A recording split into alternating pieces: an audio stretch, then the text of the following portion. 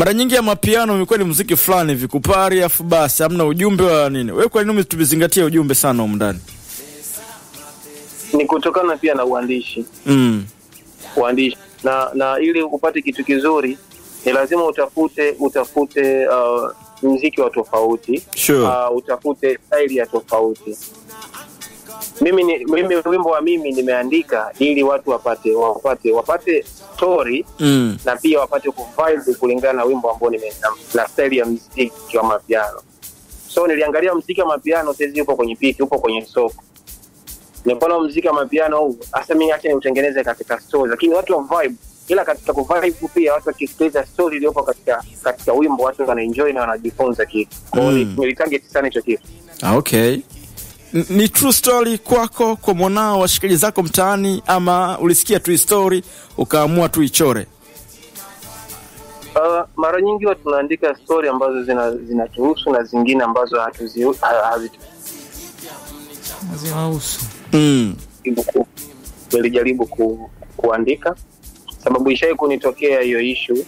Niliwekeza muda mwingi kwa mtu ambaye niliamini ananipenda na mimi nampenda, tutafika sehemu fulani. Okay. Lakini kwa kile ambacho mimi nilikuwa nampatia yeye alikuwa kawaida tu. Umeona, hakuthamini ule umuhimu wa tena kwa sababu tayari yashaniumiza. Nadhani hata wewe pia hapo ushakuumiza kwenye mahusiano. Noma sana. Ambavyo vipo. Alikuchukulia msanii that's why akakuumiza mara nyingi watu wetu wa karibu mara nyingi huwa wanaingiwa na tamaa. Wanatanguliza sana tamaa kutaka mafanikio makubwa kwa muda mfupi.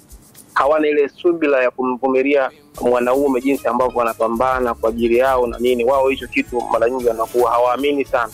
So akikatiza mtu katika mahusiano alafu ana uwezo, kwa hiyo huwa hawaangalii kwamba yule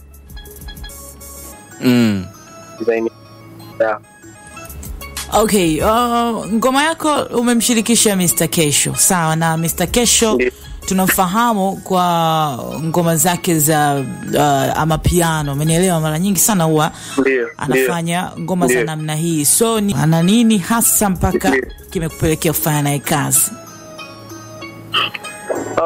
Kumchagua Mr. Kesho ni kutokana na wimbo. Niliangalia wimbo unamhitaji nani, kwa sababu mbali na Mr. Kesho kuna nyimbo tayari hapo nyuma nilishakufanya na Bakada Prince. Inaitwa Mkongoto. Lakini sasa nikaangalia wimbo mtu pekee ambaye anaweza kafiti katika hii kazi Mr. Kesho, kwa sababu ana lafuzi nzuri, anaandika vizuri, anaimba vizuri. Nikaona kabisa mtu sahihi ambaye naweza nikamshirikisha tukamechi hichi kitu ni Mr. Kesho. So nilimfuata, nikaongea naye na accept, na ndio maana kitu kimetoka kikubwa jinsi ambavyo nilikuwa nafikiria kufanya. Ndivyo mapokeo na matarajio yalivyokuja mbele yangu katika kazi hii. Kumekuwa na uandishi fulani hivi sasa hivi watu siku hizi huwa hawaandiki sana, hawaumizi sana vichwa. Unadhani shida inakuwa kwenye nini? Muda ama vibe ama ni nini? Upande wangu mimi ni mtu ambaye naumiza sana kichwa hasa nikiwa naandaa nyimbo. Mimi nyimbo naweza nikaenda studio nikaingiza chorus pamoja na verse, au nikaingiza chorus alafu kama nikiona kitu sikielewi namwambia kabisa producer, bana mimi sielewi, acha nikapumzike, then nipatie demo na chorus nikaisikilize, nikipata muda tena nitakuja kurekodi. Alafu kuna ile watu wengine pia labda mtu ameenda studio anakuwa na ile vibe, au unakuta haandiki mwenyewe peke yake, unakuta kuna team. Sasa akiwa na team ya watu wengi mara nyingi inakuwa ni vyepesi sana kumaliza muziki wao kwa siku moja. Hiyo pia inachangia. Okay. Kwa ukiwa na timu, kama una timu utajikuta wewe unatoa mawazo yake, kwa haumizi kichwa mwenyewe. Kwa utajikuta nyimbo yako unaweza kuimaliza kwa siku moja. Lakini mimi sipendi kupiga ngoma kwa siku moja, na ndio maana kila ngoma nayotoa ukisikiliza vizuri ngoma inakuwa ni kali na ngoma inakuwa na ujumbe, kwa sababu nakuwa nimetulia katika maandishi yangu. 2023 uliachia kazi inaitwa Najitafuta. Vipi, umeshajipata? Najitafuta bana. Ni kikweli ni moja ya safari yangu pia ya muziki, najitafuta. Ni yale maisha ambayo tunayapitia. Najitafuta, sijajipata. bado nazidi kujitafuta. Bado tunajitafuta yani. Siwezi kusema nimejipata bana, bado nazidi kujitafuta. Hakuna mtu ambaye kafanikiwa alafu akaamini katika mafanikio aliyofikia hapo. Kwa hiyo hata alifanikiwa pia bado anaendelea kutafuta ili apate zaidi. Okay. Unatamani kuwa kwenye lebo? Maana wasanii wanaondoka kwenye lebo. Wewe vipi kwako? Unatamani kuwa kwenye lebo? Hakuna mtu asiyetamani kuwa kwenye lebo, lakini inategemeana na je, wewe msanii upo na uongozi. Kama hauna uongozi, itakulazimu upate lebo ili ufike sehemu fulani. Kwa sababu lebo inakuza muziki wa msanii. Kwa sababu kuna mahitaji ambayo itabidi yaliyoko nje ya uwezo wako. Mfano labda promotion, kurekodi, kushuti. Sasa unakuta wewe uwezo wako ni mdogo, itakulazimu kuingia kwenye lebo. Na ukiingia kwenye lebo sasa, vitu ambavyo utakavyofanyia vitu vikubwa, utaona mwenyewe sasa niendelee kubaki kwenye lebo au nitoke nikajisimamia kwenye muziki wangu. Kwa ndio unakuta wasanii wanaingia kwenye lebo, wanafanikiwa, wanatoka, wanaendeleza maisha yao kama kawaida. Kwa hiyo lebo ni nzuri pia. Kama huyu msanii hujafanikiwa na hujajipata, inasaidia sana lebo sana. Okay, sawa, haina noma.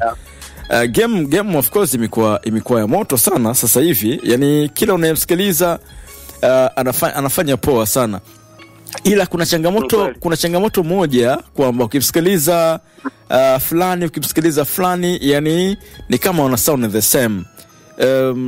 Ni nini ambacho unaona nini kwenye hii game? Unaona hicho ama unaona kitu kingine ambacho watu wanapaswa wakiache ili waweze kumaintain kwenye game? Mimi naamini kwamba kila mtu mara nyingi huwa na kitu chake cha kwanza. Alafu kitu cha pili watu wanaangalia soko la muziki limeendaje. Kwa sababu unaweza kukuta mwenzio wewe una genge la nyanya hapo pembeni, huyu naye ana genge la nini. Kwa unajikuta genge la nyanya linaenda sana yani. Biashara ya nyanya inaenda sana. Kwa hiyo wewe lazima utaweka biashara ya nyanya vile kwa sababu inaenda sana. Kwa ndio tunakuja katika maisha ya muziki, watu sasa wanaangalia soko la muziki limebezi vipi. Liko katika upande. Kwa unajikuta watu wengi wanatoa sana ngoma kulingana na soko lilivyohamia. Kwa hiyo soko likichange na wao pia wanachange. Tofauti na zamani. Zamani watu wakubwa wetu walikuwa wanatia ngoma kutokana na wao jinsi walivyo. Mimi na idea hii toa na mashabiki zangu wanapokea. Lakini sasa kibiashara sio. Kwa hiyo mara nyingi leo ni machia mapiano. Hii ni machia mapiano. Kwa hiyo huwezi kujua next project kutokana na soko la muziki linavyoenda. Waweza kutaba nikatia zuku, nikatia muziki gani tofauti na mapiano. Kwa hiyo mara nyingi tunaangalia soko la muziki linavyoenda. Kuna singeli, ukiachana na mapiano, singeli sasa hivi unajua kila msanii anakuwa anatamani kufanya hii. Tunaona bongo flavor nini. So hii unajua kuna wengine hata kama uko viral unafanya vizuri, lakini singeli unajua kuna namna ambavyo watu wanauchukulia huu muziki. Sasa kwa wewe game likichange mzee wangu, singeli vitu fulani vitu tunavyo tutapita navyo. Tutegemea ukiimba singeli zile namna hii hatari. Singeli bana, singeli ni muziki mzuri. Na nikiangalia kuna kauli moja ilitoka singeli iwe muziki wa taifa. Kwa hiyo singeli imekuwa ni muziki wa taifa. Kuna kauli moja ilitoka katika wizara. Umeona sasa, singeli ni nzuri. Ikitokea nina idea ya singeli nafanya singeli kwa sababu pia ni muziki vile vile. Kwa hiyo sibagui muziki wa kufanya. Hata talabu mimi nachana. Mambo ya kuna. Ile sasa kama kinafunda hivi. Ile sasa kutokana na muziki kwa sasa hivi upo katika mtiririko gani? Okay. Sawa. Kwenye baa yako umejitambulisha pia ni modo. Ni kweli. Siwe ni modo. Natamani kujua kipi ambacho kilikuwa kimeanza na kipi ambacho pia unakipa muda sana kwenye hivyo vitu. Kitu ambacho kilianza kabisa ni muziki.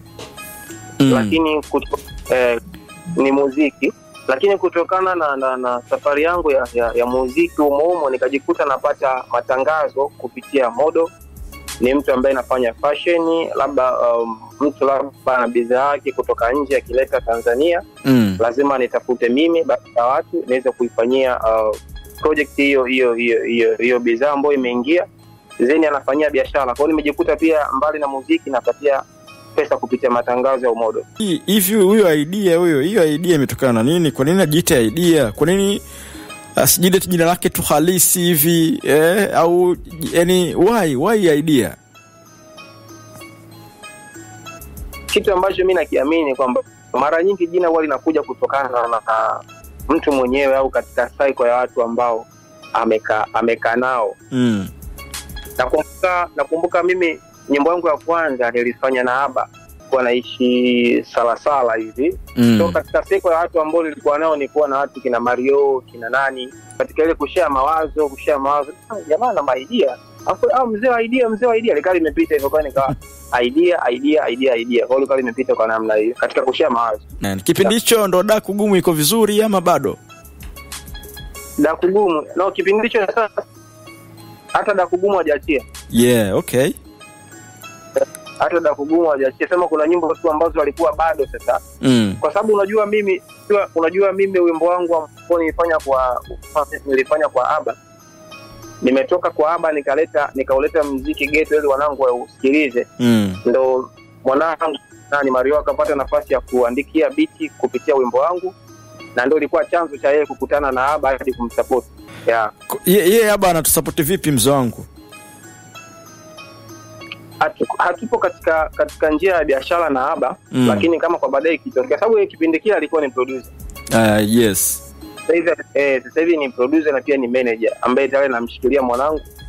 So hatukuwa katika maongezi ya kufanya biashara. Tulikuwa katika maongezi ya kufanya biashara tu ya kule kila mtu anapambana na muziki wake. Ila kama producer. Ila mko tu sawa. Tuko sawa na tunakutana sehemu tofauti, tunakumbushana ya nyuma, tunapiga story 2-3, anaona harakati zangu, naona harakati zake. Basi ikifika time ya mimi na wao kufanya kazi, tutafanya kazi kwa sababu mimi naamini katika muda wakati sahihi.